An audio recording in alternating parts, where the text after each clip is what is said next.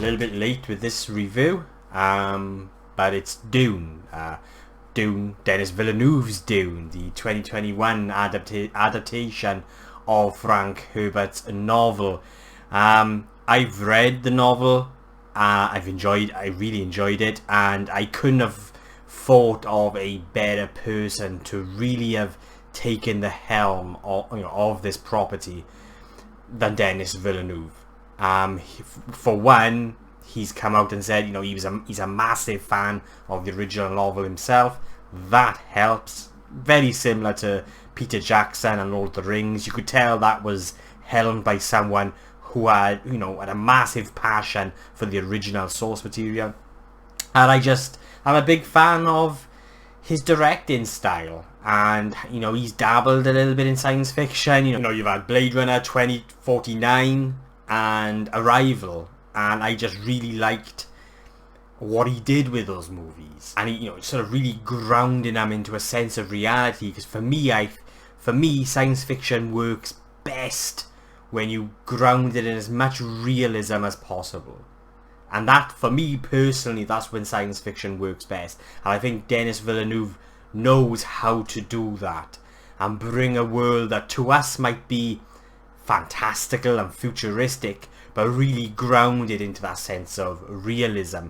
And that's what he does here with Dune. And yeah, I couldn't have thought, I could have sort of really thought of a better person for this. So Dune is the first half of the book, and it follows the son of a noble family that goes by the name of Atreides. They are sent to the planet Arrakis to protect and harvest one of the most valuable assets and most vital elements in the galaxy. Now, I'm not going to go much more into the plot or the politics of the story, because you've got a lot of it's quite big when it comes to the world of Dune and the politics of Dune, and where you've got all these different families, very, very similar to Game of Thrones. So yeah, and that sort of goes into the fact that this novel, 1965, I believe it was released by Frank Herbert. There's so much science fiction that was inspired by this novel that has been released over the years. Star Wars is one of them, but I believe, correct me if I'm wrong, I could be wrong, I know it was partly inspired by Dune, Star Wars, but I believe Star Wars was more sort of Buck Rogers and even John Carter of Mars. I was under the impression of, anyway, but I could be wrong. But Dune has inspired a lot of the science fiction that we know and love today. It was a very inspirational novel, and I've recently read it myself, and I really, really enjoyed it. And so we finally got the film, one of my most anticipated movies of the year. What did I think of it? For me, the only way I can sum this experience up was how people probably felt when they first watched A New Hope in the cinema back in 1977.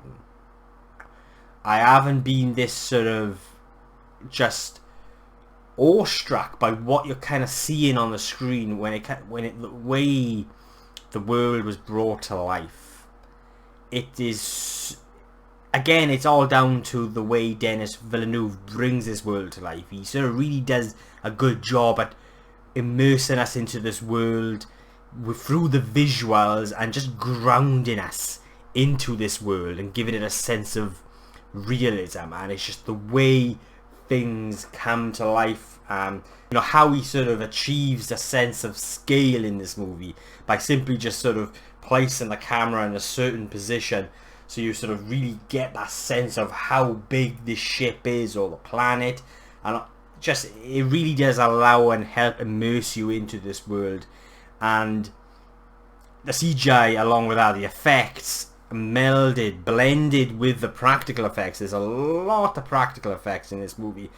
I would guess there's more practical than CGI, in fact, and just the way it's blended is beautiful, and that's all I can say really for this experience, for the entire experience of this film. It was a stunning, beautiful experience. So yeah, technically this movie is just astonishing.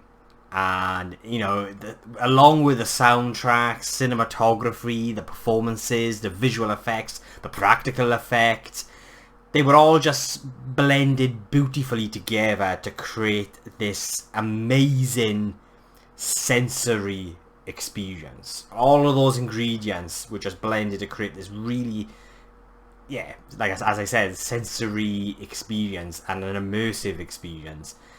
And before I go into performances, I really want to touch on the score by Hans Zimmer, because for me the score was such a vital part, just an important ingredient to bringing all this to life.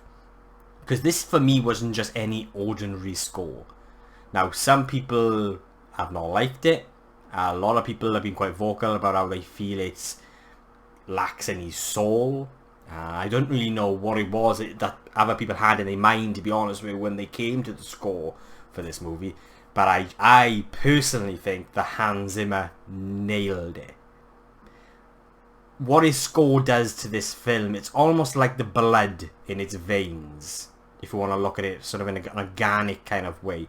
And perhaps that's just me sounding a little bit pretentious, but that's the best way I can sort of describe how I felt about the score. It really sort of breathes and gives this film a life of its own, and it again allows, just sort of really immerses you into the sort of the world and the story.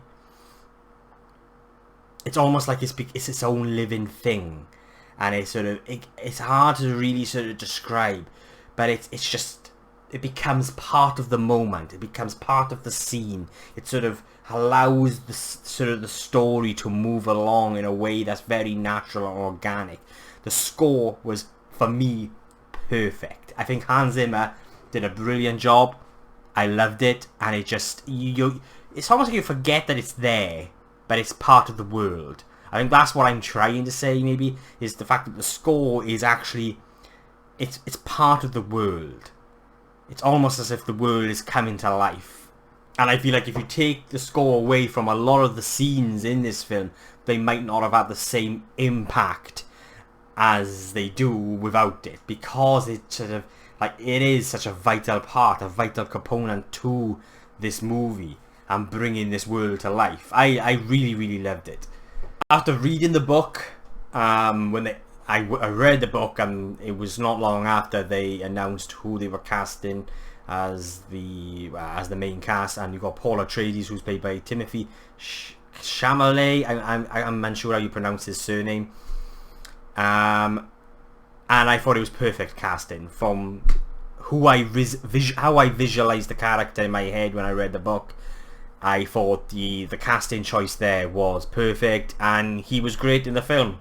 I think he did a really, really good job at capturing that character. Oscar Isaac as the father, the Duke, Leto Atreides, he was also really, really good.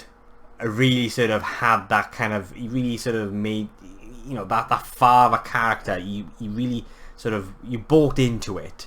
He did a really good job at sort of portraying that father character and sort of conveying that sense of worry without, at the same time trying his best without showing that sense of worry. Like, you could tell there's this guy is on edge, and there's a lot of worry, and he knows there's sinister forces at hand, but at the same time he's got to try and be there and be strong for his son. And I think he did a really, really good job at conveying that through his performance. A very realistic and a very real performance by Oscar Isaac. And for me, the best performance is from the one actor that was barely in it, and that's Stellan Skarsgård, or Skarsgård, sorry if I've mispronounced the name. And he plays the Baron. When it was announced that he was playing the Baron, he was one of those casting decisions I was like, oh, I don't know, but let's see. And he was amazing. Now, the character in the book is vile and disgusting, and he does such a great job of bringing that character to life in this movie, even though he's in it for very brief moments. Now there is a negative side to that, and it's one of my two really minor gripes that I had in the film, and the one being I just feel like I wanted a bit more in terms of character growth that was in the book but not in the film. And I think they already did a great job in terms of character development in the film as it was. I think it was one of the hardest things he could probably have done, Denis Villeneuve, and by splitting the film into two parts was the best way. And I do feel like for me this was probably missing an additional 15 to 20 minutes of character moments that were in the book that we didn't get in the film. And I just feel like we needed a bit more of those moments with the Baron to get a bit more of a understanding of him as a character.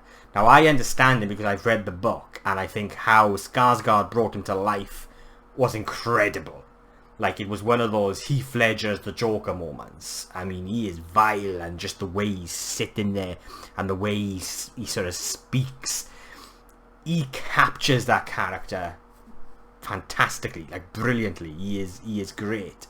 And along with everything else in those scenes, you know, the lighting, the way the camera is, is sort of framed, and just everything is just perfect. But that's one of my minor complaints. Is I just wanted a little bit more character moments. But again, like I said, it's very minor from me. And what I also like is, especially if you've read the book, you'll know it's almost page for page. Like, this is one of the most faithful adaptations that I've ever seen, and it does really play out quite similar to the way certain scenes play out in the book, and I had a big smile on my face, especially the scene with the Mother Veterant and that test with Paul, and you've got the box, and the way that scene just plays out is great. Even the costume design, the costume design in this movie was beautiful, and again, it's just one of those very small sort of, it's not even small, but one of those ingredients, one of those aspects of the movie that just helps really give this film and injects this film with a life of its own, and sort of just really helps immerse you into this world, and it's just incredible. It's just such a awe-inspiring, mesmerizing, immersive experience that, it's got some great epic action set pieces.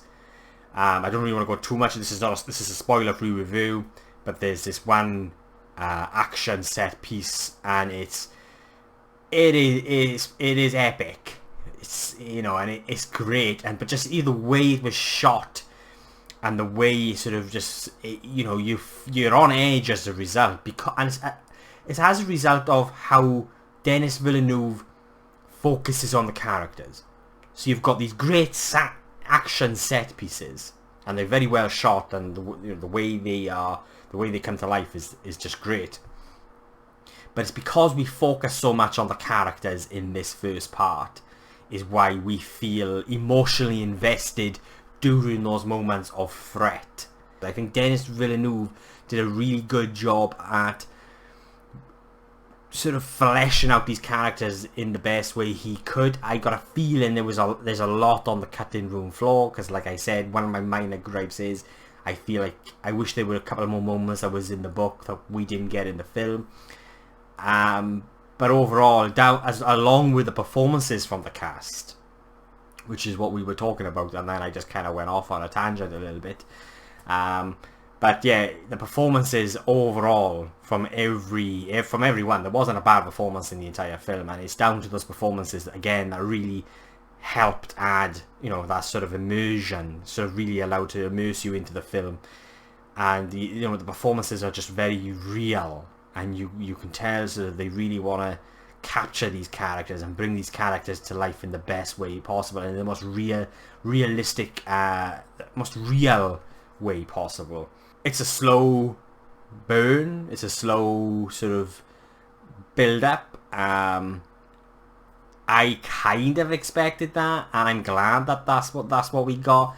I think he's really sort of honoured the source material in that way by doing so, by giving justice to the source material. And I couldn't have yeah, I couldn't have imagined this in anyone else's hands. For some people it might be a bit too slow. Not everyone will love this. But for me, it was an experience. And this was film. This was cinema. And it's what cinema is supposed to do. And I've said this many times before for for similar sort of movies that have sort of hit that kind of benchmark for me, where they just suck you into this world for 2 hours, or in this case 2.5 hours, and sort of just you get lost in those 2.5 hours, and you're following these characters, and you end up getting emotionally attached to these characters, and you want to know what happens next. And it does end exactly where I thought it would end. I had a big smile, a big sort of cheeky grin at the end on my face when the credits rolled, because I thought, oh right, okay, it's ended exactly where I thought it would. And I'm just glad they've confirmed the second part, because that would have been devastating if we'd never got the second part to this. And you could just kind of tell by watching it that this is what Denis Villeneuve wanted, and he wanted to tell this story in the best way possible. And I think he's done a fantastic job. It's a brilliant experience. It's an experience that you need to see on the big screen. Please don't watch it on streaming. Please, please, please don't. I'm very negative. I'm very anti-streaming. Please see this on the biggest screen possible. I saw this in a standard cinema, and I do plan on seeing it again with my partner, but he hasn't quite finished the novel yet. He wants to finish the novel before watching the film. But the next time I will probably try and aim to see it in IMAX, because I think you're going to get the full benefit from those moments when I was talking about scale, and how he sort of really manages to sort of convey that sense of scale between the humans, and how big these ships are, and the planets, and all of that. IMAX is the best way to watch this movie. So yeah, my other minor gripe that I haven't actually mentioned, which is a very minor gripe, I just felt like the violence, sort of the violence of the movie was a little bit toned down for what I had imagined while I was reading the book. I felt like the book was just a little bit more edged or edgy than the actual movie. Now, Dune is a 12A. I think sort of the late 80s adaptation by David Lynch was a 15, I think, if I remember correctly. And I just felt like it needed to be a little bit more edgier, perhaps. And we saw a little bit more when it came to the violence, just to sort of, because it did feel a little bit like, oh, we've got to get a 12A rating in moments. But that's a very, very minor gripe from me. Very, very, very minor. And again, you've had the other gripe was the sort of those character moments. I just needed a bit more character moments. The Doctor, for example. Again, I can't really say too much because this is a spoiler-free review, but it involves a Doctor and a twist. And I just felt like they needed to be a bit more. So yes, they are my thoughts on Dune Part 1. And I will be giving Dune Part 1 a 9.5 out of 10.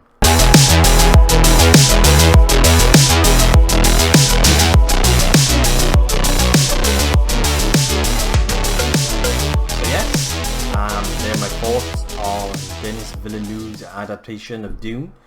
What do you guys think? Please let me know below and let's get a discussion going. It's been a while actually since I've done a review for this channel, and I may do a little bit of an update, but I do enjoy doing these, and it's been nice actually just sit here and sort of give you guys my thoughts about a film that I've seen in the cinema. It's one of those experiences at the moment that kind of feels a bit odd, seeing as for the last 2 years we've all kind of been limited to what we can do. And at the moment I seem to get quite emotional actually when I do go to the cinema, because it's one of those things I love doing.